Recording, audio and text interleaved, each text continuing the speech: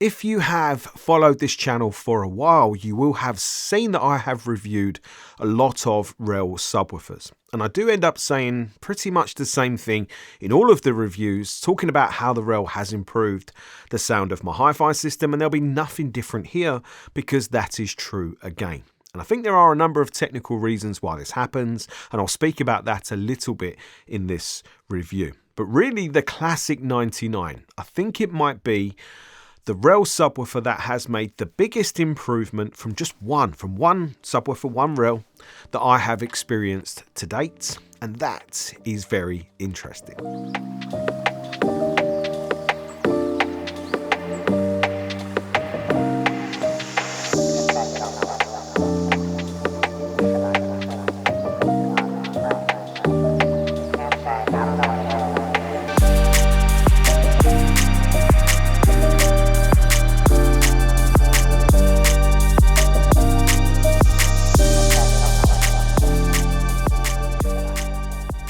This is my video review for the REL Classic 99 subwoofer, which I think is intended to be more than just a subwoofer, because it's very much intended to also be a piece of furniture that you can stand a plant pot on top of or similar, with its very old school now homely design. But it's a timeless design too. The Classic 99 is quite regal, and I think we see that intent with the gold colour controls on the amplifier plate. And I always chuckle to myself because of how much I just really like those gold controls. In a nutshell, the Classic 99 is a sealed down-firing subwoofer that has a 12-inch paper driver that's driven by a 450 watts Class D amplifier. And it has both sets of REL controls, which means it has a high level connection and control and a line level. And that's a little bit different to REL's, purely cinema dedicated subwoofers. So the Classic 99 can fit into both a hi-fi and a home theatre system. And then you can use it with REL's wireless solutions for the signal if that's of preference to you. And you can have all of this REL loveliness for the retail price of £1,799. And that's quite interesting pricing, because that means it costs more than even REL's new special edition T9X subwoofers. So if you're trying to decide between the T9X and the Classic 99, maybe that price difference will make that decision for you. But really, I think it boils down to the aesthetic, the look, because if you think this classic design of subwoofer will suit your home better, well then of course the extra money makes sense. Or if you just want it to match maybe your Wharfedale speakers that you can see there behind me, or your Mission speakers, or your JBL speakers, or any of the many different, classic style of speaker, then of course the extra cost of the Classic 99 makes sense. Or does it? Because REL also make the Classic 98 subwoofer that I reviewed this time last year and thought was fantastic with my Mission 770 speakers. And I was more than happy with it for its retail price of £1,299. So why would you spend more on the 99? Well, I think some of the reasons are obvious when you look at the two side by side, because there is an obvious size difference, for good or for bad, depending on how you look at it. The good is a more powerful amplifier driving a larger bass cone, larger surface area in a larger cabinet, means that the 99 will have more output than the 98 bass output, especially at deeper frequencies, and I experienced that. I'll talk about that shortly. So that means if you're looking for a subwoofer that's good for music and movies, then maybe that extra bass output will be good for you, because maybe you'll want as much bass wallop as you can get. However, I have done lots of direct calibrations for people who live in apartments where they really don't want loads of deep bass output, quite the opposite actually. So maybe in that situation, the Classic 98 is the better subwoofer. So it's always a balance between what you really want and what do you really need. But there is another reason to spend more money on the Classic 99. REL told me that the 99's design is tweaked a little bit compared to the 98. So it's still the same down-firing subwoofer with the same slightly thicker, more chewy, pleasing bass delivery that's got a lovely flow about it, and that gives you a lovely warming blanket of bass in the room. But the 99 is supposed to be the faster, the more nimble subwoofer of the two. So that should give you a double benefit. because a faster, more nimble subwoofer will give you, or should give you, more bass detail, more nuance, more articulation, more bass information, essentially. And also, if you get more bass output at the same time, well then of course that is a win-win. And after having both subwoofers here, I can say that's likely a very true statement. So if that is a true statement, then of course that price difference between the Classic 98 and 99 makes sense.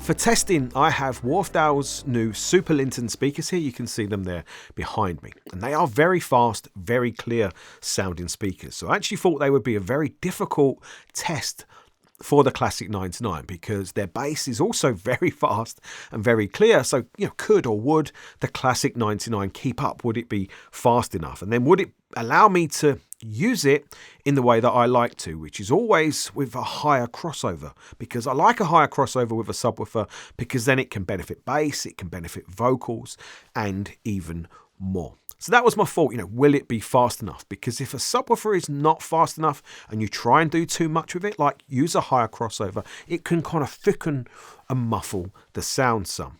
But I'm happy to report the Classic 99, once I had the time alignment right, could easily keep up with the Supers, and just one 99 had enough outputs to balance with both speakers in my room. But having two 99s would have been better for sure and would have allowed me to do more to get a better result. And also the Super Linton have very good bass extension for a stand mount speaker, down into the low 30s of hertz, according to the spec. So some people might see that on the spec sheet and think, I don't need a subwoofer with these speakers, but really that's missing the point of why you use them. Let me get a little bit technical just for a second. Even if a speaker's spec sheet says, bass extension to 10 hertz, that doesn't guarantee it will have enough bass output at 10 hertz to balance with the rest of its sound. And that is because the science of human hearing tells us that as bass frequencies get deeper, our ears, our hearing becomes massively, disproportionately less sensitive. So you need more bass at deeper frequencies to be perceived at the same volume as higher frequency notes, right? If you want a linear sound. So that is a massively important psychoacoustic effect of listening to sound, right? For everybody, for every human being. So that is why more bass is often better. Good quality bass, more is often better. But that aside, speakers in rooms never really give you what you expect in terms of like a linear bass response. Normally when you measure speakers in a room, and I've measured hundreds in rooms, the bass is all over the place, like more like a mountain range than it is for like a linear smooth delivery like you see in some over smoothed graphs. And that is because of the room. And science also tells us that more bass sources in a room is normally a good thing, so long as they're in phase, is normally a good thing for a smoother, better, more even bass response. So of course, having more bass sources, speakers and subwoofers in a room, if we set them up good, and if they're in phase, is likely to give us, in 99.9999% of cases, a better quality, a smoother, more even bass delivery where we sit and listen. So that is a massive advantage, technical advantage of having subwoofers in a system for bass quality and bass detail. And that is one of the big technical advantages in my mind of REL's high-level approach, because you are not taking a bass source away with a crossover on the main speakers. The speakers and subs all play bass, so are all bass sources. And I set up the Classic 99 in the same spot in my room as when I tested the Classic 98 last year. And I know it's more in the middle of the room, and that is not how you are likely to use it at home. But in this spot in the room, the sub is seeing less room interaction. So I get to hear more of the sub on its own and less of the room. And it turns out that it's just a great spot in my room for bass quality. And straight away, I could hear where the Classic 99 was delivering more bass in the deeper notes compared to the Classic 98 that I had here last year. And that is because in this very extensively acoustically treated listening room, I know where the treatment stops being most effective, below about 40 Hertz. And with the Classic 98, I could just play it loud and I didn't have to worry. With the Classic 99, I could hear where the deepest bass below 40 Hertz was just lingering just a little bit, where the pressure was just a little bit too much for the effectiveness of the acoustic treatment in here.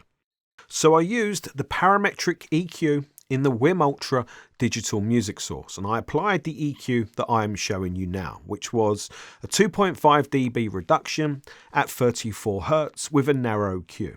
So only a small EQ was needed really, but like I said, I didn't need to do any of this with the Classic 98. So I can guess that you will get about 3 dB more output in deeper bass frequencies from the 99 compared to the 98, and that could be important for you for home cinema performance.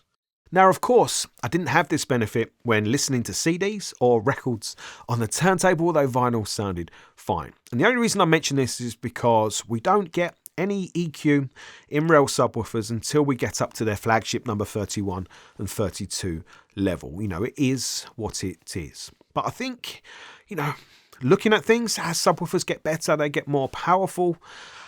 Maybe it would be nice if REL could incorporate some kind of EQ into their subwoofers in the future, because I think a lot of people would, you know, benefit from it, again, in situations like mine.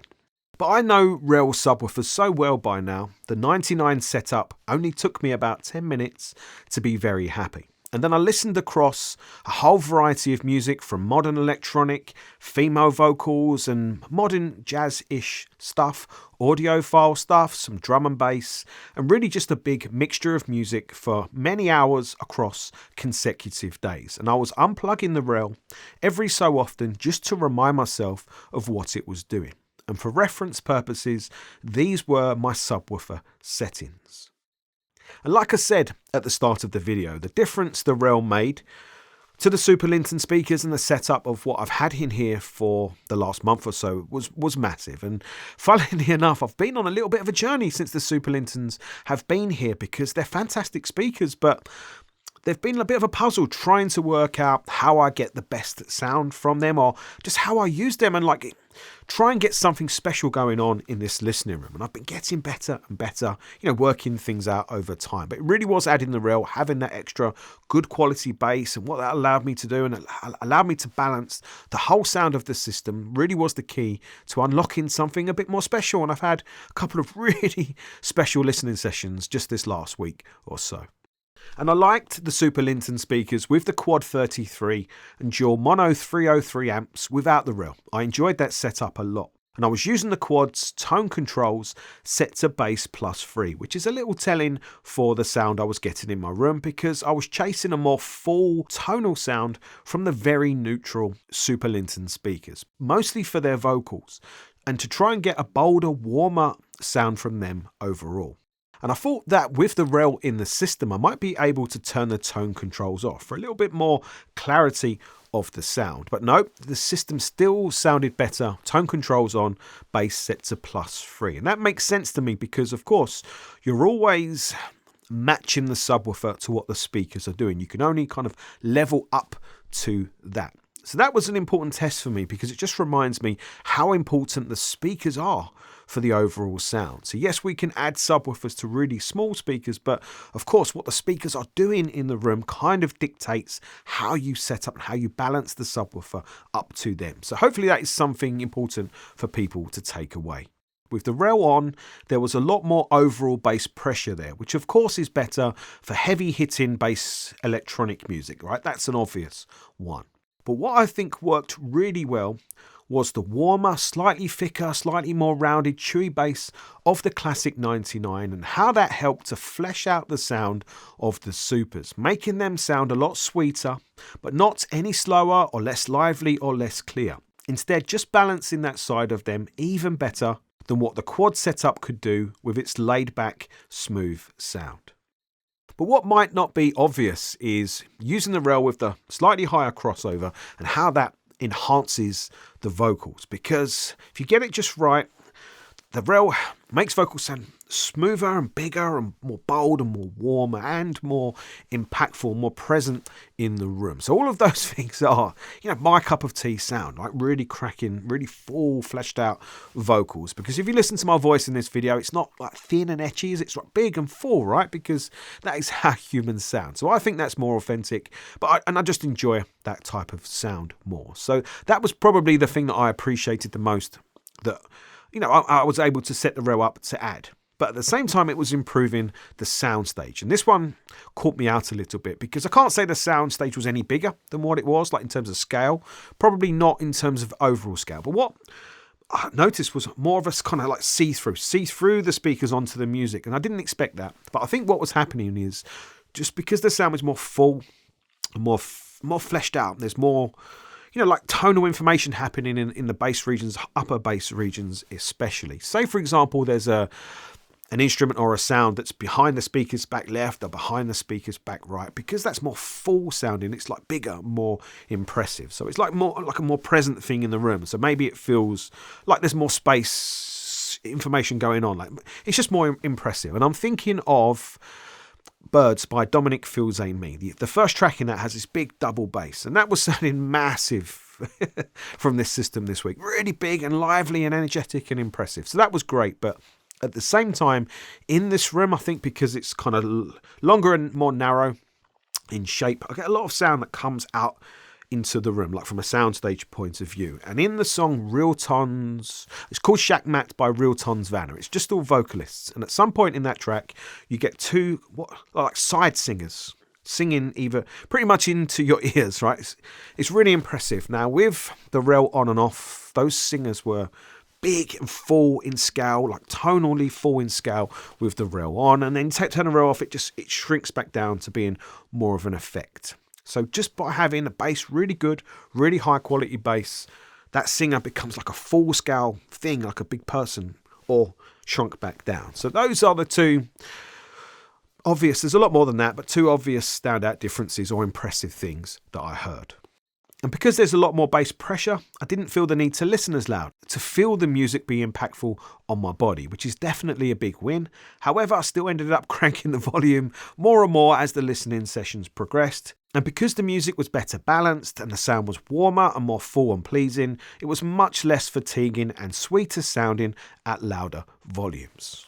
And like I said, turning the REL off, you lose a lot of this fullness and this warmth and this pleasingness, which interestingly was making the system sound a little bit brittle. Even though before I'd put the REL in the system, the tonal balance and everything was sounding pretty good with the quads and the supers. But once you add all that extra kind of warm, pleasing fullness to the sound, when you take that away, the balance is different. The treble stands out more and it's just not as nice, right? It's not as pleasing, not as nice overall. Now, of course, you could get this just from adding or any type of extra bass to the system, of course, but the quality needs to be there, because if the quality's not there to match what the speakers are doing, the whole seamless integration, the illusion of just sound breaks, and then you can hear what the sub is doing and you can hear maybe what the speakers are doing. But with this setup in here, you could not tell at all, not one bit, not 1%, what the subwoofer was doing and what the speakers were doing. It was just one complete sound field. However, the big negative of that is related to subwoofer setup, because you can't just plonk them down anywhere in a room and expect a miracle. Setting them up is a skill and can be a challenge if you're new to it, so do bear this in mind. And just before I close out this review, I wanted to do a fun test to see if someone could safely put a plant pot on their classic 99 subwoofer without worrying about it being bounced off. And I risked it with a glass of water and played my go-to bass heavy track for getting bass drivers moving on camera, the Blade Runner 2049 OST. And track 1 is a tried and tested track for me for, getting a bass driver moving. And my plan was to try and show you the glass of water and, the REL driver moving, so you could see kind of how much it's moving and how much the water is or is not moving. But I actually couldn't even see with my eye the subwoofer moving on the underside of the REL, because it's recessed quite high up into the cabinet. So I couldn't do that. But this is how the Super Linton speakers look playing that track. So the drivers are going on the REL. I had my hand on it to test it. And I cranked the volume even louder than I would normally listen at. And you can see there's no movement in the glass or even in the water, so your plant pot should be safe. And I also tested the track Back to Basics by Fredo, as that has some big ass bass. And I could see some water vibration, but not as much as from the T-Rex in Jurassic Park. And I tried to get all of this on camera for you, but I struggled with the focus. So if you're seeing it now, I've succeeded, but if you're not, it's because I failed. In summary then, you really cannot underestimate the importance of having, a lot of really good quality bass for listening to music. It really adds so much. Yes, it adds that lovely kind of pleasing, on the body, warming feeling, pressure feeling that I particularly think adds so much to music. And of course, that's not for every music, but it's in so much. Right? When you feel it on your body, I think that adds so much. And of course, only bass gives us that tactile feeling with music, but it adds so much. It can add so much to the vocals, it can add to the soundstage, right? So having a lot of good quality bass is really important. And a lot doesn't mean windows shaking, teeth rattling. That's not what I'm getting at all. I'm getting at like a good amount to balance the whole sound, right? I'm a huge proponent of this because I've proved it to myself time and time and time again. So when we look at that as a goal, I think what the Classic 99 is trying to offer is a nice balance of a good amount of bass output that has a smoother, more chewy, more rounded, more pleasing, warming type of bass approach with enough bass quality to still be, fast and detailed and articulate. A nice combination of all of that in the lovely kind of classic looking package, also with enough bass outputs to be good for modest real world types of home cinema systems too. So a flexible subwoofer you can use with a hi-fi, you can use with a home cinema, modest size, not crazy big, crazy extreme expectations, modest expectations, and a combination of the two. And that's what a lot of people have. That's what a lot of people are looking for. So there we are. That's where I'm at with, another REL subwoofer review. I hope it's been useful. I hope it's been helpful. I hope it's been not too preachy, but I'm such a big proponent when it comes to bass. I can't help myself. So I hope you've enjoyed the video. If you have, hit the thumbs up and subscribe to see more.